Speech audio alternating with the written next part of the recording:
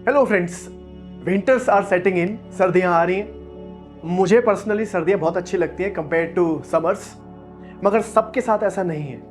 कुछ लोगों के लिए विंटर्स अपने आप में एक बड़ा ड्रेडफुल टाइम बन जाता है, क्योंकि वो एक ऐसे रीजन से आते हैं जहाँ ठंड कम पड़ती थी, मगर यहाँ पे दिल्ली में आने के बाद तैयारी करते हैं तो दिल्ली में आते हैं तो उनको काफ़ी ज़्यादा ठंड का सामना करना पड़ता है, पर्टिकुलरली दिसंबर, जनवरी और कुछ हद तक फरवरी में भी। और वो उससे फिजियोलॉजिकली और साइकोलॉजिकली दोनों तरह से अफेक्ट होते हैं। और ये जो सिम्टम्स हैं जो सर्दियों में काफ़ी लोग फेस करते हैं, साइकोलॉजिकल सिम्टम्स, ये कोई बहुत ही मामूली सिम्टम्स भी नहीं है। काफ़ी लोगों के लिए बहुत ड्रेडफुल हो जाता है। और इस जो ग्रुप ऑफ सिम्टम्स हैं जो लोग सर्दियों के मौसम में फील करते हैं, इसको साइकोलॉजिकली एक टर्म भी दिया गया है। इसे कहते हैं सीजनल अफेक्टिव डिसऑर्डर, सैड। इसे विंटर डिप्रेशन भी कहते हैं, विंटर ब्लूज जिसको हम नॉर्मली बोल देते हैं। तो इस चीज़ को हम बहुत लाइटली नहीं भी ले सकते, पर्टिकुलरली तब जब आप एक स्टूडेंट हैं। आपके लिए हर दिन इंपॉर्टेंट है, उसको ठीक से यूज़ करना बहुत ज़रूरी है। और उस टाइम अगर आप साइकोलॉजिकल प्रॉब्लम से गुजर रहे हैं तो उसको डील करना बहुत ज़रूरी है, जिसको हम मिल के डील कर सकते हैं। देखिए, सर्दियों में ही ये प्रॉब्लम क्यों फेस करते हैं, साइकोलॉजिकली फिजियोलॉजिकली हम क्यों प्रॉब्लम फेस करते हैं। सर्दी तो एक सीज़न ही तो है, ये सीज़न है, मगर सर्दियों के टाइम जो नेचुरल लाइट की अवेलेबिलिटी है, सनशाइन की अवेलेबिलिटी है, वो ड्यूरेशन और इंटेंसिटी दोनों कम हो जाती है। अब सन कम टाइम के लिए अवेलेबल है और कभी कभी क्योंकि क्लाउडी हो जाता है तो इंटेंसिटी भी कम हो जाती है उसकी, और इसका असर हमारी सोच पर, हमारे बिहेवियर पर, हमारे ऑप्टिमिज्म पर, हमारे मोटिवेशन पर पड़ता है। पहले मैं आपको इसके सिम्टम बताऊंगा, फिर इसको डील करने के तरीके बताऊंगा। नॉर्मली कभी कभी किसी का भी मूड लो हो जाता है, हमारा भी हो सकता है 1-2 दिन, 3 दिन, मगर अगर कॉन्टिन्यूसली कई दिन तक आपका मूड डाउन है, आप डीमोटिवेटेड फील कर रहे हो और उसके पीछे कोई खास रीजन भी नहीं दिखाई दे रहा है आपको, या आपके अंदर एनर्जी का लॉस फील हो रहा है, आपको लग रहा है कि कुछ कर पाने की हिम्मत ही नहीं है, ये एक सैड का सिम्टम हो सकता है। विंटर डिप्रेशन के और सिम्टम भी हैं, जैसे कि सडनली आपके अंदर एक सुसाइडल टेंडेंसी डेवलप हो जाती है। आपको लगता है कि लाइफ का कोई पर्पस नहीं है, मैं बिना बात ही जी रहा हूँ, कुछ भी हासिल हो जाएगा, उसका कोई फायदा नहीं है। या काफ़ी लोगों को होपलेसनेस क्रिएट हो जाती है, उनको लगता है कि कुछ ठीक हो नहीं पाएगा लाइफ में, मैं जो भी कर रहा हूँ ये बेकार है, अब मैं अपने गोल तक पहुंच ही नहीं पाऊंगा, ऐसा उनको लगता है, गलत लगता है। होपलेसनेस की फीलिंग आती है, वर्थलेसनेस की फीलिंग आती है, उन्हें लगता है कि वो कुछ करने लायक नहीं है या वो कॉम्पिटेंट ही नहीं है, वर्थलेस फील होता है उनको। काफ़ी लोग ज़्यादा सोने लगते हैं, कम सोते हैं, ज़्यादा खाने लग जाते हैं, उनकी भूख खत्म हो जाती है, लोगों से मिलना जुलना बंद कर देते हैं, और जो एक्टिविटी उन्हें नॉर्मली अच्छी लगती थी, किताब पढ़ना, मूवी देखना, लोगों से मिलना, बाहर जाना, नए कपड़े पहनना, अब वो ये काम नहीं कर रहे हैं, उन्हें करने में मज़ा नहीं आ रहा है। अगर ये सिम्टम सारे, वर्थलेसनेस की फीलिंग, होपलेसनेस की feeling, lack of energy, lack of motivation, low mood, suicidal thoughts, अगर ये काफ़ी लंबे टाइम तक आपके साथ चलते हैं, मान लीजिए 2 हफ्ते या उससे ज़्यादा आप इन सिम्टम्स को फेस कर रहे हैं, तो हो सकता है कि आप सैड फेस कर रहे हैं, आप विंटर डिप्रेशन फेस कर रहे हैं। सवाल ये है कि होता ही क्यों है, वाई पीपल फेस सैड। पहले मैं आपको बता दूं कि ये जो प्रॉब्लम है ये सिर्फ इंडिया में नहीं है, ये वर्ल्ड ओवर है। इनफैक्ट अमेरिका में, सेंट्रल यूरोप और नॉर्दर्न यूरोप में ये सबसे ज़्यादा देखी जाती है, क्योंकि वहाँ धूप की जो अवेलेबिलिटी है वो कम होती है, और सैड का जो सीधा सीधा रिलेशन है वो धूप के साथ है। विंटर डिप्रेशन का जो सीधा कनेक्शन है वो धूप के साथ होता है। विंटर्स में धूप कम है, जैसे मैंने बताया आपको, तो उससे हमारी ब्रेन की फंक्शनिंग पर असर पड़ता है और हमारी थिंकिंग कहीं ना कहीं डिविएट हो जाती है। इसके पीछे मैं आपको थोड़ी सी साइंस बता दूं कि ये सारी प्रॉब्लम्स जो आप विंटर डिप्रेशन में फेस करते हैं क्यों होती है। देखिए, प्रॉब्लम आपके अंदर नहीं है, प्रॉब्लम स्टिमुलस में है। हमारी पूरी बॉडी, हमारी पूरी थिंकिंग ब्रेन से कंट्रोल्ड है, और ब्रेन को स्टिमुलस दे के आप अलग अलग तरीके से काम करवा सकते हैं। और एक बहुत बड़ा स्टिमुलस है लाइट। ब्रेन को जब लाइट का स्टिमुलस मिलता है, आंखों के थ्रू लाइट जाती है, स्किन के थ्रू बॉडी में लाइट जाती है, तो ब्रेन उसको एक सिग्नल की तरह लेता है और उसके रिस्पॉन्स में, लाइट के रिस्पॉन्स में, वो एक पर्टिकुलर केमिकल रिलीज करता है, उसको हम सेरोटोनिन कहते हैं। सेरोटोनिन एक न्यूरोट्रांसमीटर है जिसको हैप्पी केमिकल भी कहते हैं। हैप्पी केमिकल क्यों कहते हैं? क्योंकि सेरोटोनिन की प्रेजेंस की वजह से ही हमें ऑप्टिमिस्टिक फील होता है, हमें इलेटेड फील होता है, कुछ करने की इच्छा जागती है, फोकस बढ़ता है, एनर्जी लेवल बढ़ती है। और अगर सेरोटोनिन का लेवल कम हो जाए तो हमारे अंदर डिप्रेशन की फीलिंग आने लगती है, एंजाइटी डेवलप होती है, और खुद के ऊपर गिल्ट या डाउट क्रिएट होने लग जाता है। तो सेरोटोनिन का लेवल कम हो जाता है क्योंकि लाइट की अवेलेबिलिटी कम है, और उसकी वजह से ये सारे सिम्टम हम फेस करने लग जाते हैं। दूसरा केमिकल है वो एक पर्टिकुलर हार्मोन है, उसे मेलाटोनिन कहते हैं। मेलाटोनिन ब्रेन रिलीज कराता है और मेलाटोनिन हमारे स्लीप साइकिल को रेगुलेट करता है। आपने देखा होगा बच्चे अक्सर कई कई घंटे तक सोते हैं और अनडिस्टर्ब सोते हैं। आप शोर मचाएं वो उठते नहीं है। मेलाटोनिन की जो लेवल उनकी बॉडी में होता है वो काफ़ी हाई होता है। एज एडल्ट वो मेलाटोनिन का लेवल थोड़ा कम होने लगता है। तो मेलाटोनिन के होने की वजह से हमारी स्लीप रेगुलेट होती है, हम अच्छी नींद सोते हैं। अच्छी बात है, मगर अगर दिन में भी आपको नींद आ रही है, लेथार्जी फील हो रही है, तो शायद उतनी अच्छी बात नहीं है। और अगर ये कॉन्टिन्यूसली कई दिन तक चल रही है तो ये प्रॉब्लम बन सकती है, क्योंकि लाइट नहीं है या लाइट कम है, डार्कनेस ज़्यादा है। मेलाटोनिन डार्कनेस के रिस्पॉन्स में क्रिएट होती है। तो मेलाटोनिन के होने की वजह से दिन में भी आपको लेथार्जी फील होगी, स्लगिश फील होगा और कुछ करने की इच्छा नहीं होगी। और ये इसलिए है क्योंकि एनवायरनमेंट में उतनी लाइट नहीं है जितनी नॉर्मली होती है। ब्रेन मेलाटोनिन रिलीज करता है और मेलाटोनिन की वजह से ये सारे सिम्टम हमारे साथ होते हैं थ्रू आउट द डे। एक बहुत ही इंटरेस्टिंग सी चीज है कि उसको कहते हैं विटामिन डी और B12। अनलेस आपको किसी ने बताया हो या आपने खुद कभी टेस्ट कराया हो, तब तक आपको यह पता नहीं होगा कि आपके मूड रेगुलेशन के ऊपर, आपकी सोच के ऊपर विटामिन डी का बहुत बड़ा रोल है। और विटामिन डी का जो प्रोडक्शन है वो सनलाइट में ज़्यादा होता है। बॉडी उसको सनलाइट की प्रेजेंस में बनाती है। अब सवाल ये, क्योंकि सनलाइट तो कम है, विटामिन डी का प्रोडक्शन कम हो जाता है। विटामिन डी का प्रोडक्शन कम होता है, उसकी वजह से सेरोटोनिन का प्रोडक्शन भी कम हो जाता है और हमारी ओवरऑल साइकोलॉजिकल वेलबींग जो है, जो ऑप्टिमिज्म है, जो एनर्जी लेवल है, जो फोकस है, वो सब कम हो जाता है।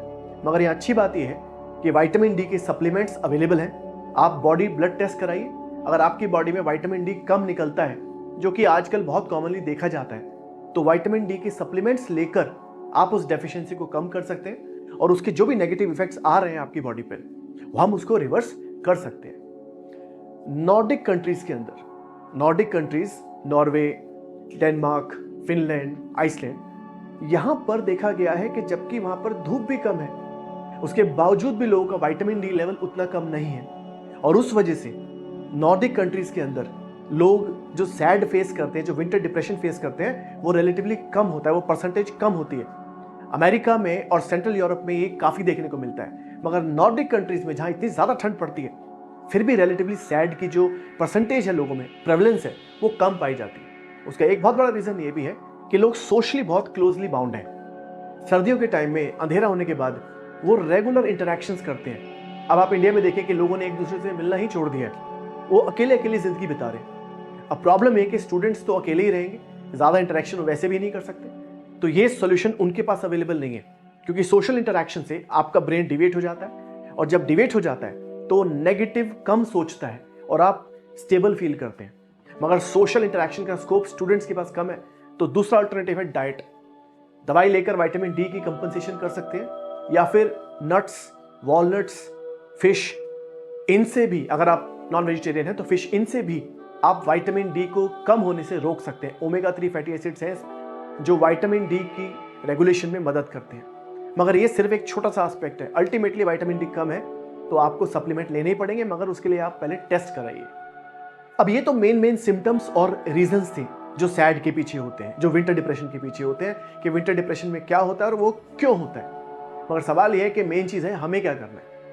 पहली चीज़ ये करनी है कि ज़्यादातर टाइम जब आप एक्टिव रहें, उस टाइम एक्टिव रहें जहां आपको लाइट दिख सके, सनलाइट, बहुत ज़्यादा तेज धूप ना भी हो तो नेचुरल एक उजाला दिखे, उससे ब्रेन एक्टिव रहेगा, सेरोटोनिन का प्रोडक्शन बढ़ाए रखेगा और आपको स्लगिश, डिमोटिवेटेड, एंग्शियस फील नहीं होगा। अब सवाल ये, लाइट तो हमारे हाथ में नहीं है, मगर सुबह जल्दी उठना हमारे हाथ में है। अब देखिए, 7 बजे उठना कोई बहुत जल्दी उठना नहीं है।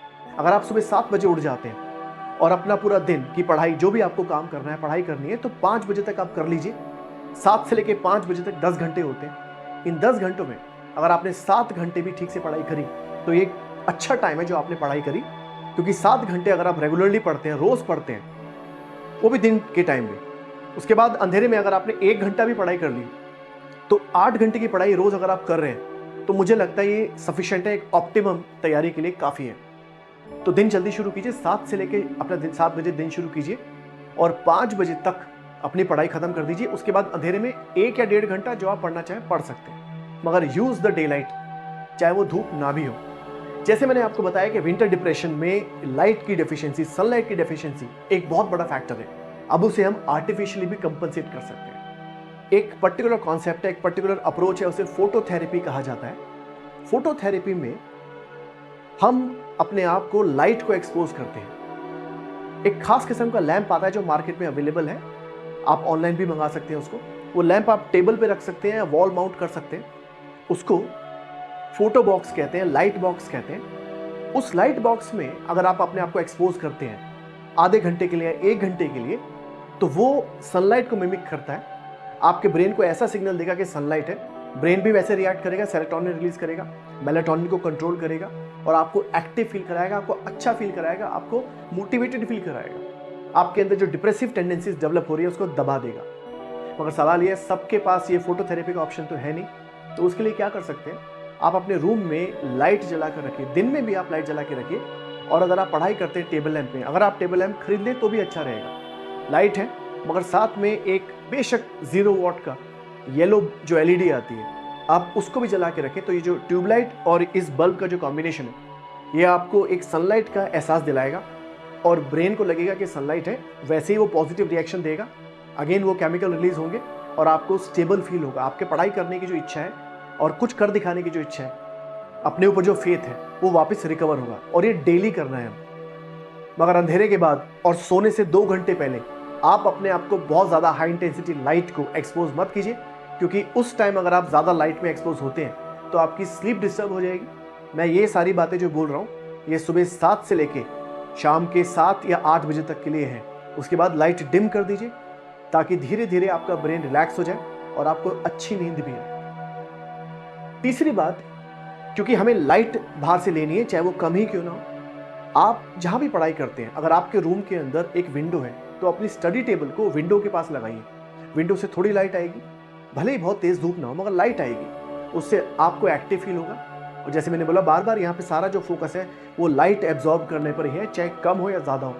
अंधेरे में रहने से या कंप्लीटली सिर्फ आर्टिफिशियल लाइट के बीच में रहने से भी ब्रेन थका हुआ फील करेगा, ब्रेन आपको सपोर्ट नहीं करेगा। आपके जो न्यूरोट्रांसमीटर है, जो हार्मोन है, जो आपको खुश रखते हैं, मोटिवेटेड रखते हैं, वो कम हो जाएंगे। इसलिए अपनी टेबल को कहीं अगर हो सके तो खिड़की के पास रखिए ताकि वहाँ से नेचुरल लाइट, धूप आए तो और भी अच्छी बात है, नेचुरल लाइट आ सके, ब्रेन आपको एक्टिव रखेगा। कोई अगर बाहर जाता है, जैसे पर्सनली मुझे बाहर बैठ के पढ़ना बहुत अच्छा लगता है, या तो टेरेस पे बैठ के पढ़ो या पार्क में बैठ के पढ़ो। अब आपको लगेगा कि सर्दियों में कौन पार्क में बैठ के पढ़ता होगा, बट मुझे लगता है कि सर्दियों में पार्क में बैठ के पढ़ना ये वैसी एडवेंचर है जैसे कोई पहाड़ों पे जाके थम्स अप पीता है या रेड बुल पीता है। तो वो तो बड़ा एडवेंचरस एक्टिविटी है और मुझे ये बहुत अच्छा लगता है। बट सबकी अपनी अपनी इच्छाएं हैं, टेंडेंसी है, स्टाइल है। मगर उसके लिए वार्म क्लोथिंग बहुत ज़रूरी है। अगर आपके पास प्रॉपर वार्म क्लोथिंग है, आप बाहर जाके भी पढ़ाई कीजिए। नेचुरल लाइट में करी गई पढ़ाई, एक तो ज़्यादा आपको जो स्ट्रेस बिल्डअप है वो कम होगा और आपको ज़्यादा रिटेन भी रहेगी। 4 दीवारी में पढ़ने से स्ट्रेस बिल्डअप ज़्यादा होता है। तो आप बाहर पढ़िए नेचुरल लाइट के अंदर, टेरेस पे या पार्क के अंदर। मगर हाँ, वार्म क्लोथिंग बहुत ज़रूरी है उसमें। रूम को कोजी रखिए, मगर इतना भी कोजी मत रखिए कि सारा दिन हीटर चल रहा है और आपका रूम से बाहर निकलने का मन नहीं है, या बाहर थोड़ी भी ठंड पड़ी तो आपको बहुत ठंड लगने लगी, क्योंकि रूम को आपने बहुत कोजी बनाया हुआ है, इतना गर्म बनाया हुआ है कि वहाँ से बाहर निकलते ही आपको ठंड लगती है और बाहर निकलने का हौसला खत्म हो जाता है। आप पूरे दिन रजाई में बैठे रहते हैं, उससे आपको और ज़्यादा क्लॉस्ट्रोफोबिक फील होगा। आप अपने रूम को मॉडरेटली वार्म रखिए, मॉडरेटली कोजी बनाइए, ताकि बाहर निकलने की इच्छा भी जगे और बाहर जाके आपको अनकंफर्टेबल फील ना हो। शावर का बहुत बड़ा रोल है आपकी मेंटल हेल्थ को इंप्रूव करने में। अब काफ़ी लोग ऐसे हैं जो पूरे हफ्ते में एक बार नहाते हैं या 2 दिन में एक बार नहाते हैं। अगर आप ऐसे कैटेगरी में फॉलो करते हैं, कोई बुराई की बात नहीं है, सबका अपना अपना बोला स्टाइल है। अगर आप उस कैटेगरी में फॉलो करते हैं तो इसको चेंज करने की कोशिश कीजिए। वार्म शावर से अपना दिन शुरू कीजिए, जितना जल्दी हो सके नहाइए। Take the shower as early as possible. और अगर आप बेयर कर सकते हैं, बर्दाश्त कर सकते हैं, तो दिन में 2 बार नहाइए, मगर ऑफकोर्स वार्म वाटर से, ठंडे ठंडे पानी से नहाना चाहिए। वो गाना सर्दियों के लिए ठीक नहीं है। तो वार्म शावर लीजिए मॉर्निंग में और सोने से पहले, नींद अच्छी आएगी, आपको ज़्यादा स्टेबल रखेगा और जो फीलिंग ऑफ स्ट्रेस है या नेगेटिविटी है वो भी कम हो जाएगी।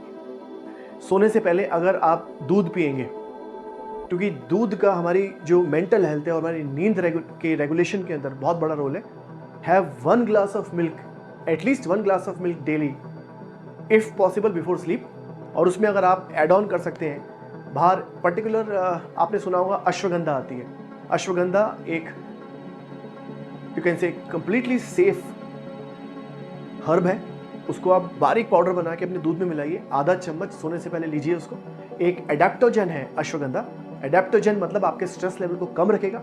स्ट्रेस कम रहेगा तो जो विंटर डिप्रेशन की फीलिंग है वो भी कम रहेगी और वो जल्दी दूर भी हो जाएगी। देखिए, क्योंकि हमारी सारी जो थिंकिंग है उसके पीछे कई फैक्टर हैं और काफ़ी जो बड़ा उसमें रोल है वो हमारे बॉडी में प्रेजेंट केमिकल्स का भी है। मैंने बोला सेरोटोनिन, डोपामिन, मेलाटोनिन, इनका हमारे मूड पे असर पड़ता है। साथ में एंडोर्फिन।